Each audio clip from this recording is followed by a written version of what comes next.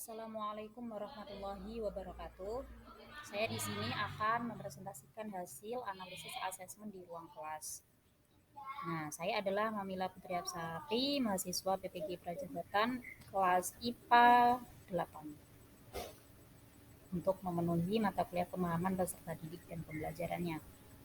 Nah, pada kali ini saya menggunakan asesmen pada RPP yang saya gunakan di PPL. Berikut adalah identitas RPP-nya.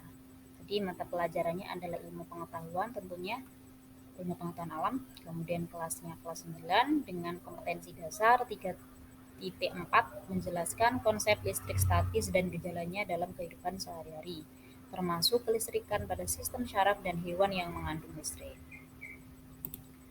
Berikut adalah tujuan pembelajaran yang terdapat pada RPP yang saya gunakan. Nah, pada pertemuan pertama, yang pertama adalah melalui model problem-based learning, peserta didik diharapkan mampu menganalisis peristiwa yang terjadi pada sedotan plastik yang digosokkan pada tisu dengan tepat. Selanjutnya, melalui model problem-based learning, peserta didik diharapkan mampu mengidentifikasi jenis-jenis muatan listrik dengan tepat. Selanjutnya, melalui model problem-based learning, peserta didik diharapkan mampu menjelaskan interaksi dua muatan listrik dengan tepat.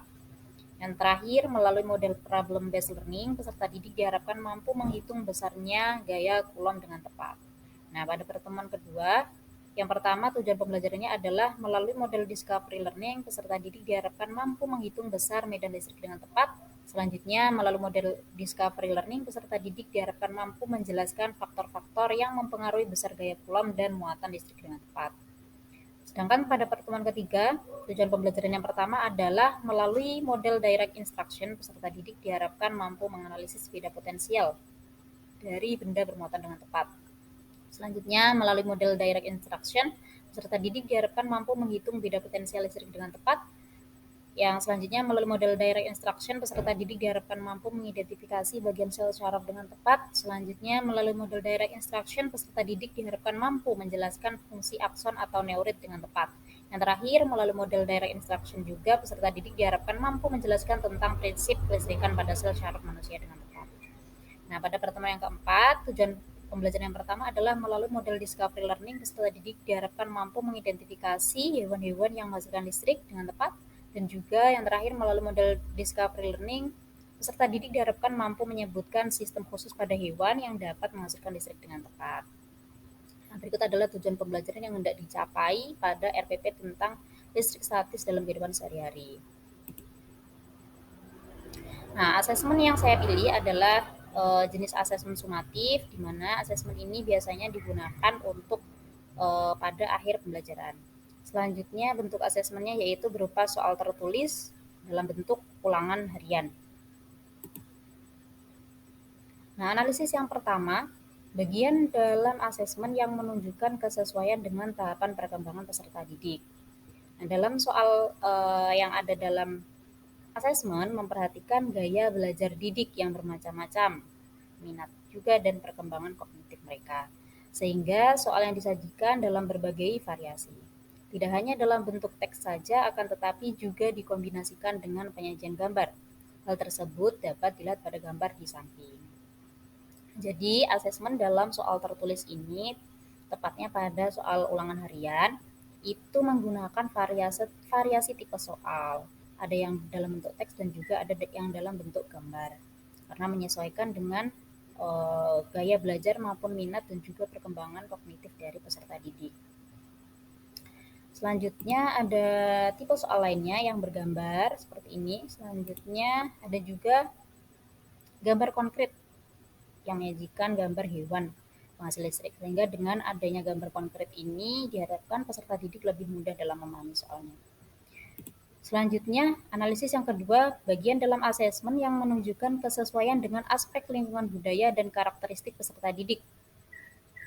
Nah, berkaitan dengan lingkungan budaya pada tempat TPL saya di SMPN 24 Malang, di sana diketahui lingkungannya itu sudah menunjang adanya fasilitas internet atau WiFi sehingga peserta didik di sana itu lebih mudah untuk mengakses internet. Nah, dengan adanya fasilitas tersebut, asesmen kali ini dibuat dalam bentuk online. di mana soalnya diintegrasikan dengan Google Form sehingga dikerjakan oleh peserta didik secara online. Nah, selain itu karena karakteristik peserta didik di sini yang sudah melek teknologi, akhirnya kita gunakan soalnya itu dalam bentuk online juga. Selanjutnya analisis yang selanjutnya adalah bagian dalam asesmen yang menunjukkan kesesuaian dengan kemampuan peserta didik. Nah, bagian dalam asesmen yang telah sesuai dengan kemampuan peserta didik adalah pada bagian penulisan soal-soal yang tidak menggunakan HOTS secara menyeluruh, sehingga peserta didik akan lebih mudah memahami maksud soal. Jadi soal yang digunakan dalam asesmen ini itu tidak seluruhnya menggunakan tipe soal HOTS atau yang membutuhkan nalar tinggi. Nah, kenapa? Karena menyesuaikan dengan kemampuan peserta didik di sana. Berdasarkan diagnostik awalnya, diketahui kemampuan peserta didik, terutama yang kognitifnya itu berada di rentang menengah ke bawah. Seperti itu, sehingga soalnya tidak semuanya menggunakan HOTS. Analisis yang selanjutnya adalah bagian asesmen yang menunjukkan kesesuaian sudah memberikan ruang bagi peserta didik untuk memberikan umpan balik terhadap proses pembelajaran mereka. Nah, dalam asesmen ini yang menunjukkan kesesuaian sudah memberikan ruang bagi peserta didik untuk memberikan umpan balik terhadap proses belajar mereka adalah terdapatnya hasil skor tiap soal dijawab benar atau salah beserta kunci jawabannya. Jadi setiap siswa menjawab, baik itu benar ataupun salah, nanti akan muncul skornya. Nah, ketika siswa nanti menjawab salah, akan terdapat kunci jawabannya. Sehingga dengan adanya ini diharapkan peserta didik dapat mengetahui yang benar dan dapat diperbaiki di pembelajaran selanjutnya. Nah, selain itu di soal ini pada bagian atas ini juga terdapat total nilai yang diperoleh oleh siswa. Nah, sehingga dengan adanya respon berupa ini dapat digunakan sebagai laporan bagi peserta didik, guru maupun orang tua. Nah, sehingga dengan adanya itu dapat peserta didik itu dapat terpacu untuk meningkatkan belajar mereka untuk penilaian akhir semester yang akan datang ataupun tingkatan yang selanjutnya. Nah, analisis yang terakhir. Jika Anda menjadi guru di kelas tersebut, hal apa yang ingin Anda tingkatkan untuk lebih memaksimalkan efektivitas asesmen dengan memperhatikan tahapan perkembangan peserta didik, lingkungan budaya, dan karakter peserta didik, serta kemampuan peserta didik? Tuliskan pendapatmu secara lengkap. Nah, saya akan merancang asesmen formatif berupa soal tertulis dengan level soal yang bervariasi dan tipe soal yang bervariasi, bacaan ataupun bergambar. Nah, jadi akan ada kuis setiap selesai satu topik. Nah, misalkan satu topik tentang muatan listrik. Nah, setelah selesai muatan listrik, saya berikan kuis yang merupakan asesmen formatif untuk mengetahui sejauh mana pemahaman peserta didik terhadap topik muatan listrik.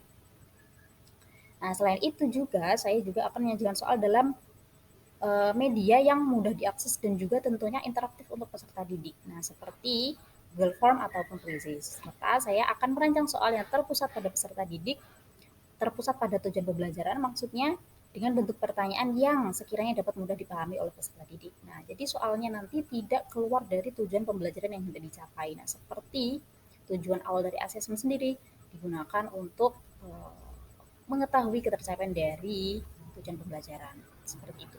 Terima kasih untuk waktunya. Saya ucapkan terima kasih sekali dan saya mohon maaf apabila ada banyak salah ataupun kurangnya. Saya akhiri. Wassalamualaikum warahmatullahi wabarakatuh.